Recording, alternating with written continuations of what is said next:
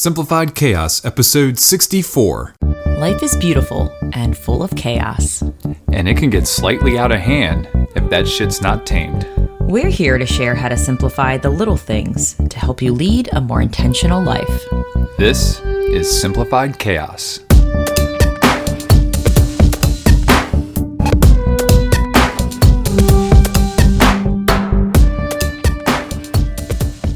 Hello, wonderful friends. Welcome to another episode of Simplified Chaos. This is Jillian, one of your hosts, and I'm with my co-host and husband, Nicholas. What's going on, folks? Hope everyone's having a great day. Thank you so much for joining us. Jilly, we have another great episodes for our listeners. Yes, today's topic is why we're choosing to lean into the chaos. Ooh, yeah. Because lean in full force. There's a lot of it going on right now. There really is. Yeah. I mean, wait, what's going on? No, never mind. We're not going to get into that. It's going viral. We're trying to make these episodes evergreen, and however, this is a pretty interesting topic that we're dealing with. It is. Yeah. But yeah, we're going to lean into some chaos today. But before we do that, as always, it's time to show a little gratitude. Jilly, what are you grateful for today? I am grateful for time off. I think you're going to have a little bit of time off. Yes. I am a full-time school teacher, and right now we just found out we're going to have 2 weeks off of school. Yeah. So it was kind of like a bittersweet moment with the kids, just, giving them all the things to help keep them occupied, I guess, to stimulate hopefully their brains. It is just 2 weeks, right? Yeah, and it's one of those things where, I don't even know what to tell them. It could be 2 weeks, it could be longer, so we're just trying to be hopeful and kind of make the best out of the situation, but... And for those of you who are listening a couple of years later, we're talking about the crazy COVID-19 that's going on. Just in case you're listening later on, yeah. In the we're future, talking about the coronavirus. Hopefully we've all survived. Yeah, it's crazy to think about. I keep feeling like we're in a weird movie, and every day all the children are gonna survive, but all the adults are gonna be extinct. It's kind of crazy to think about. But I'm grateful for my time off, and I'm gonna take full advantage of the time I have, and it's gonna be lovely. Yeah. What about you? I don't have time off, but I will be working from home because we've been allowed to work from home now. Luckily we're fully remote and have those capabilities, so it's nice that we're taking those precautions, even though it may not be as serious as we all think. It's still really unknown as far as the severity of this whole virus, but I'm glad we're taking those precautions. Absolutely. But anyways, I am grateful for athleticism. Oh man, where are you going with this? So this evening, hanging out with my daughter, Lucille, and she is in a stage where she likes to throw things. She's expressing herself. She sure and is. She has this little coffee cup, a little plastic coffee cup. I mean, it's heavy, and was basically 3 feet away from me and decided to chuck it right at my face. And if I didn't reach up and catch it right away, I might be at the dentist right now. She was mugging the hell out of you. She mugged the shit out of me. And so just luckily, I'm glad I have some athleticism, because that could have been a very expensive dentist visit, or maybe that's a little extreme, but, just thinking worst case scenario in that phase. I mean, she's got a heck of an arm at this point, and that looked like it was going to really, really hurt. I mean, honestly, who throws a coffee mug? Honestly, I think that's actually a really great example of us leaning into the chaos when it comes to parenting. Oh, yeah. Because I feel like with teaching especially, when I lean into the chaos of the kids, everything seems to go much better. I agree. When I just roll with the punches and lean into it and learn more and ask questions, and then I'm like, hey, this is a lot better than I thought it was going to be. And we're definitely leaning into a lot of Lucille's chaos right now. Oh, and yeah. We know developmentally, she's going to be exploring the world the way she knows how. And us being like, throwing's not right. She doesn't understand that she now. Doesn't so understand why that. Yeah, it's not even worth having that conversation. Yeah. No. I mean, she's going to do what she's going to do. It's a fun age, yeah. It's so fun. I can't even explain how fun it is. I'm not mad that she threw a coffee mug at my face, but I mean, yeah, it could have been bad, but at the same time, I mean, how can I get mad at a kid who doesn't understand that has an impact on somebody? And you just see at that age how much freedom they have. Like there's no sense of boundaries or limits or fear. And it just instills that back in me. And she's pretty fucking motivating. Oh, so, absolutely. Lucille, in the future, you rock, girl. Thank you. Absolutely. Yeah, keep throwing stuff too. I mean, we need to build that arm up for softball or even baseball. Who knows? You're a rock star. Yeah. But that was a good segue into today's topic, Jilly. So you want to expand a little bit more about leaning into the chaos? Yeah, so like you said, it's resonating right now to what's happening with the whole virus. Yes. And we're going to lean into that bitch. and this is really just about how to make a crazy situation just more meaningful. Because again, our time and energy is precious. So why let this experience be a waste of our time? How can we find meaning and purpose in it and see the light, even though it may seem like really shitty? And I think it's really easy to say this sucks and to see all the crappiness about it, but it takes some open-mindedness and kind of look at the situation in different angles and to be creative. And I think we're doing a pretty awesome job of doing that, and we're a lot happier because of it. And I think that's important to share because I think other people can benefit from any experience they're in. That you could look at it as, this sucks. My life is just going in this direction. There's no way out. And there's so many options. It's just how you look at it and the approach. And I'm anxious to share kind of the benefits or the silver linings we're seeing in this kind of mass hysteria time right now. And just to show you that, yeah, there's a lot of people panicking and there's a lot of fear, but kind of how to turn that fear into constructive fear, if that makes any sense. Yeah, and I think you hit the nail on the head, Jill, because depending on how bad this thing gets, again, it's still very early. We don't know what's going to happen. You know, we can assume that some people's employment might be disrupted. There's going to be a lot of changes in the way things are done.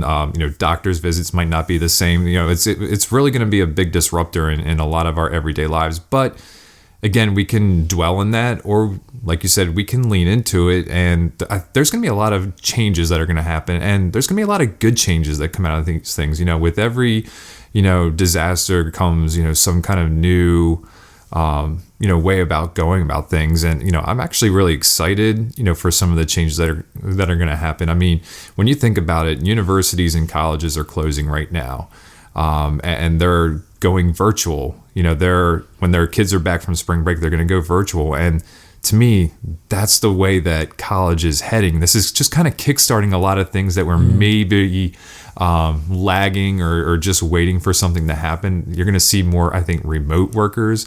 So I think it's exciting, even though there are people who are getting sick. And luckily, here in the U.S., there hasn't been a really high fatality rate. But again, we're still very early in this thing. We don't know what's going to happen. But yeah, I think there's going to be some exciting things going to happen over the next couple weeks. Again, looking at it positively. Yeah. And I found a quote by Robert Frost to kind of define what the strategy is and kind of how we're dealing with the situation. And the quote is, "The best way out is always through." Yes. And I think just putting aside or avoiding or panic, these are all actions that lead nowhere. It really just keeps you stuck, and there's no moving forward or through it. It's just, you're just stuck. And why waste your time and energy like feeling that, being there, when you could be learning or doing or growing and just finding a different way? Yeah. I mean, this is the perfect time for that too. Sports are canceled. Like, they are done. Every freaking major sport. And this is usually, March is like the best time of year. April is the best time of year. You have end of year, getting ready to go into the hockey playoffs, getting ready to go into the basketball playoffs. The March Madness is happening. Baseball season is starting. It's like the mecca of sports, minus football, unless you count the XFL, but nobody's counting that. But I see a lot of people saying, okay, Netflix stock's going to go up because everyone's going to start binging Netflix. But I was like, do you really want to do that? Or are there other things that we can be doing in order to help ourselves grow? Because again, we don't know if some of us might not know if our jobs are going to be there in the next couple of months. And if you are learning a skill, you might be able to find something. You might be in a job that you don't like, and this could be a great opportunity for you to go out and explore or find your passion or build a skill and, be able to get back into the workforce once things get a little bit better. So yeah, I think now is the time to take advantage of this opportunity. There will be no opportunity like this again in the future where there is no sports, no nothing. And it's going to be, for those who actually put time and invest into growing, you're going to come out of this great. That's true. And I kind of bulleted some of the chaos that I feel like we're going through now and how we're looking at it in a different lens. So one of the chaos items that I had was no work. And to me, I see no work as quality time with my daughter. Yep. Having time to dabble in my hobbies and spend time being creative again and enjoying. You're creative all the time, honey, but you're going to be extra creative. And just being able to bake, and because baking takes time.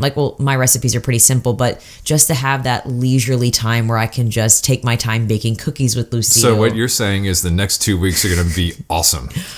Most likely. Yes. And just time to learn. Like right now I am in a business course and I'm going to take some time and just learn and do more activities that are fueling me right now, that are lighting me up. And I probably wouldn't have as much opportunity if we didn't have work. Right. Yeah. I mean, when you think about it, you'd still be in school for another at least 2 weeks and then have a week off for spring break. But this is granting you an opportunity for you to really dive into this business course that you've been taking, usually in the evenings. But now you might have a little bit more time to, get it in. And you're going to be doing the course without going to a full day of work and then doing the course. So you're going to be a little bit more fresh when it comes to absorbing the material. So yeah, this is going to have its advantages. Yeah, I think if there's anyone out there who has always wanted to try something or learn something, like this is such a great opportunity just to do it. Yeah. And to make it happen, because we're going to have a lot more time. And one of the other kind of chaotic things I have on here is that, it sucks that people are getting sick and people are dying. Like there's really no silver lining about that, except for the fact that the attention now, the spotlight is now on our health. Like this is pivoting us that if you are not taking care of yourself, then shit, you have to start now. Like if there's a sign that's shining towards ingest good foods, quality time with family, less stress, get outside more. Like this is the time now to just stop saying, I'm going to do it. I'm going to do it. Like just start, because we got to start being proactive and stop being reactive. Like people are now like, oh, now I have to. It's like, well, we need to be ahead of this. So like, what if this happens again? Like, I don't know. I see the death and the sickness as a sign that we need to start taking way better care of ourselves if we're not. Yeah. And I was listening to Joe Rogan's podcast the other day, and he had a infectious disease expert on there. And some of the early data that was coming out of China is, the fatalities were happening in older folks, and they had a higher fatality rate if they were smokers and male. That the older males tend to be smokers.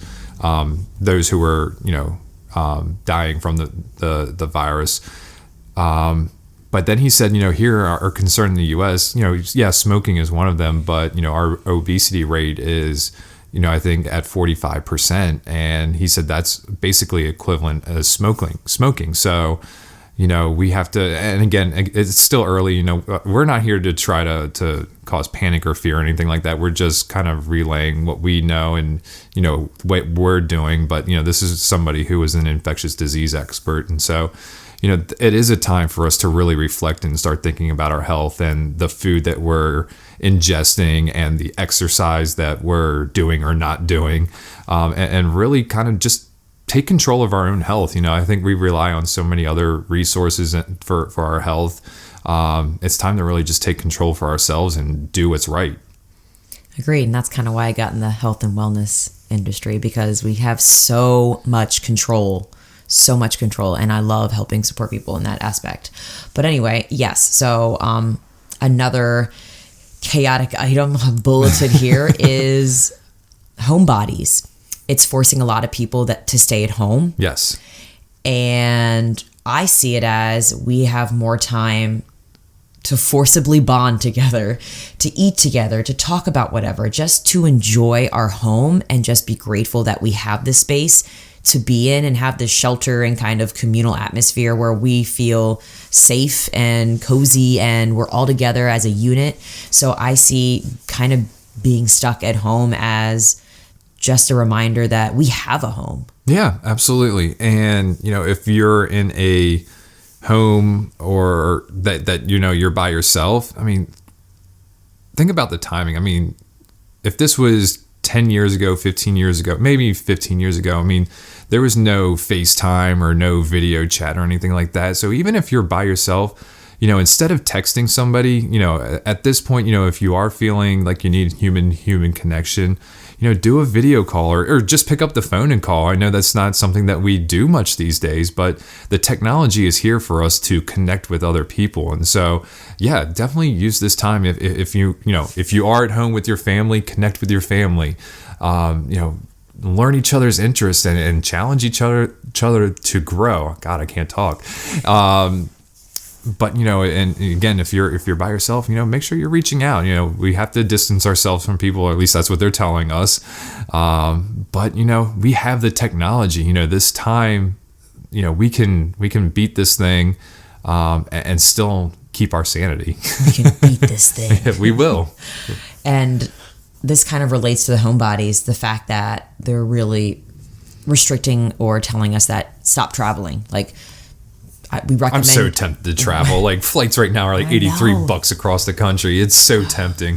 So to me, like, yeah, it sucks that, flights are really cheap and I could get on a plane, but they're really recommending you not. So part of me is like, all right, how can I take advantage of the situation and see the light of it? And what I'm seeing is that I get to do more activities locally and really explore the area that is directly around me. And sometimes we had an episode where we talked about just being the tourist mindset, which kind of related to this. And to me, it just kind of forces me to appreciate my surroundings more and to really venture out into just being grateful for the parks and the cafes or the restaurants or things that are nearby that I can still enjoy without having to travel across the country or to a different state. Yeah, well, and we're recording this on a Friday and this will come out on Tuesday. So basically this past weekend, which we don't know what's going to happen yet, we're going to Luray, Virginia, which is a small town.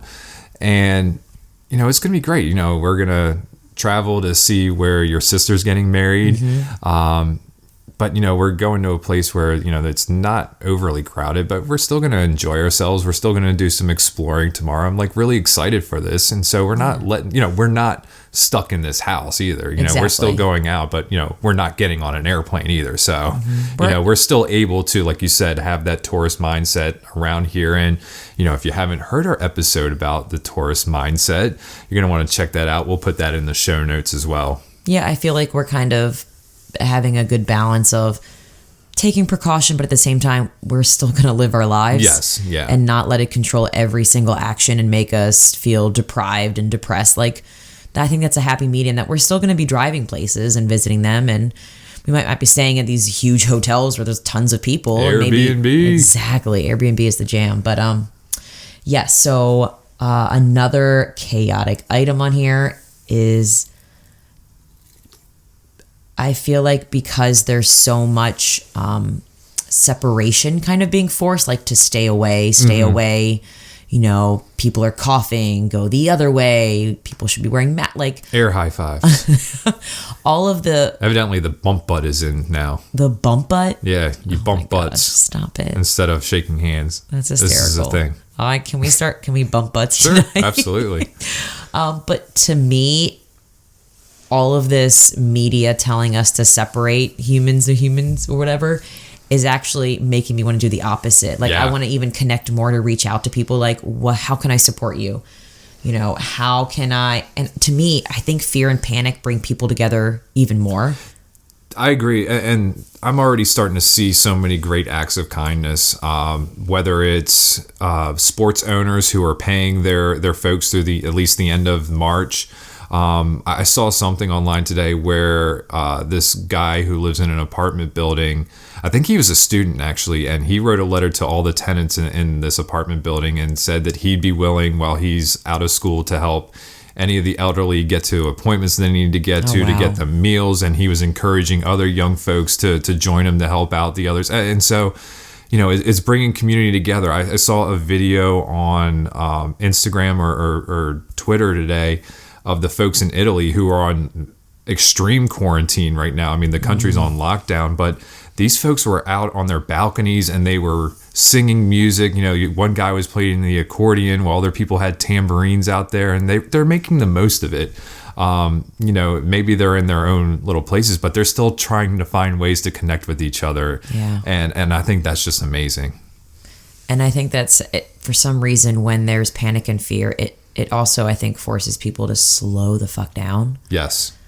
And that does that's so hard much. for some people too. But it does so many positive things for our life. When you're less busy and you're just living, you're just being, and you're not trying to do everything on your to-do list, that is when I think the most genuine and things that are instinctual in your soul that come out that are good, that just you start doing. Like things that really light you up or make you feel like a better person or bring purpose to your life. And usually they're all amazing things. Like that's when I feel like it emits from you the most. When you just slow down and listen to it, you do these acts of kindness or you find creative ways to help people. And I'm noticing that more, like you said, in social media aspect, everyone is reaching out and helping people. Like, here are some immunity ways to boost your health, or here are ways to help with your mindset. Like all of these things are coming out because of this catastrophe that is happening.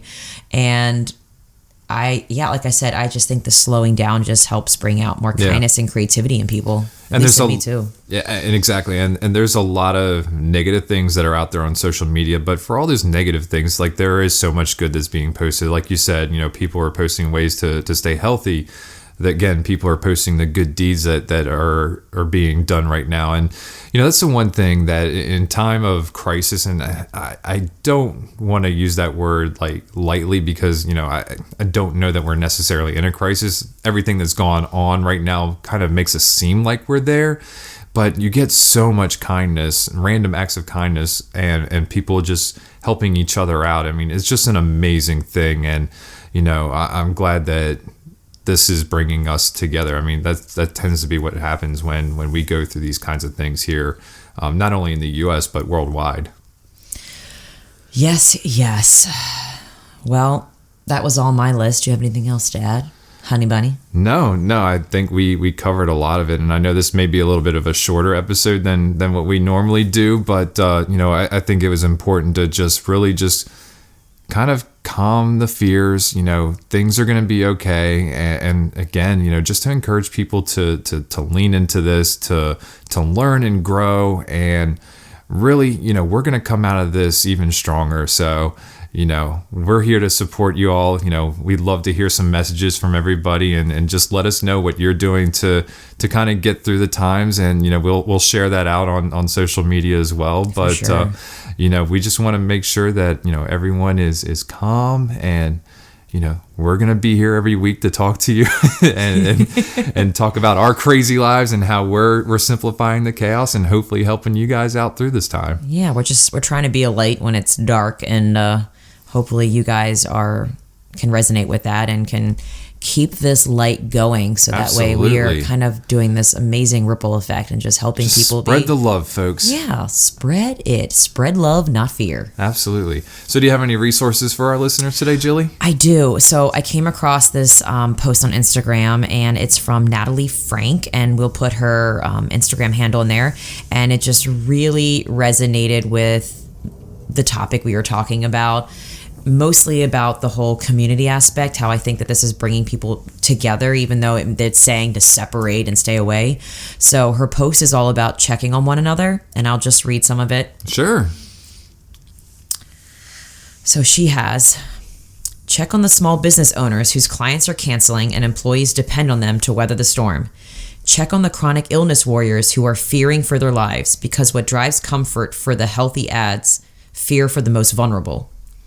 Check on your elderly neighbor who may not know how to do grocery deliveries, who may be afraid of choosing between food and their health. Check on the single parents who are trying to figure out childcare while schools are closing, who worry about holding it together for their kids when they too feel afraid. Check on the healthcare workers who are running in when the rest of the world is running away, the heroes on the front lines bracing for what is to come. We are all facing these uncertainties together. Even if this virus must distance us physically, we have a choice of whether it will also distance us relationally, whether it will drive us further into loneliness. This is the time to lean into our communities, to go that extra mile in caring for one another, to put people first. We are all in this together. Well said.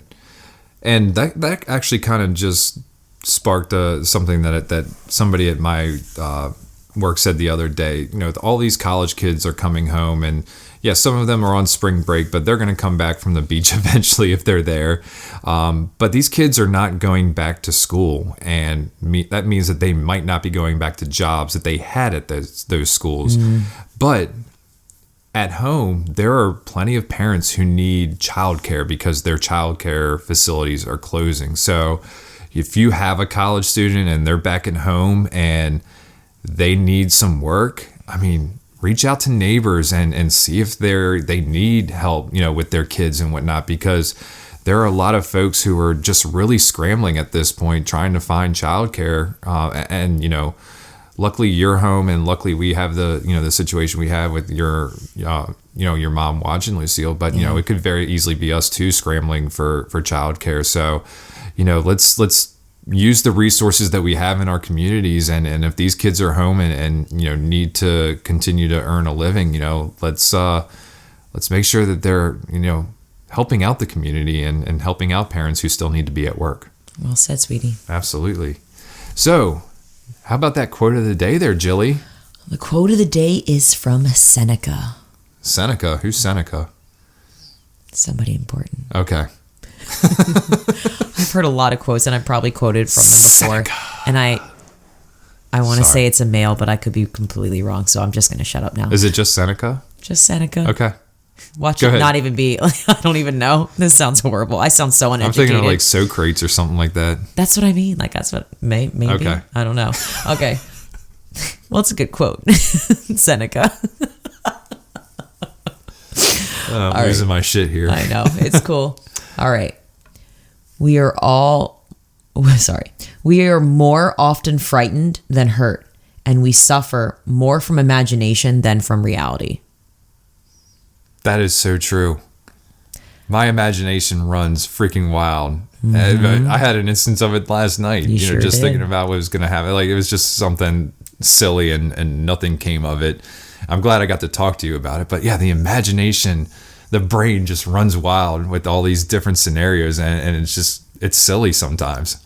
It really is, and I just wanted to like put that out there because I know we all can get stuck in our thoughts and think that is the reality. Yeah. But really, just stop, take a breath, look around, and be like, we're okay. We are A-okay, folks. All right, and lastly, Let's take some action, Yes. folks. Our Take Action Challenge today is to embrace the hell out of the crappy situation that is in front of you, because there is a silver lining. You just have to look at it at a different angle. Hell yeah. All right, folks, that's going to do it for today's episode. If you like this episode, please do us a favor and help us spread the message. You can do this by writing a review or sharing this episode with a friend. And remember, sharing sparks a conversation, conversation leads to action, and action is how we are able to live a happy and intentional as hell lifestyle. We want to thank you all for listening today, and we will see you again next week. See you later, guys.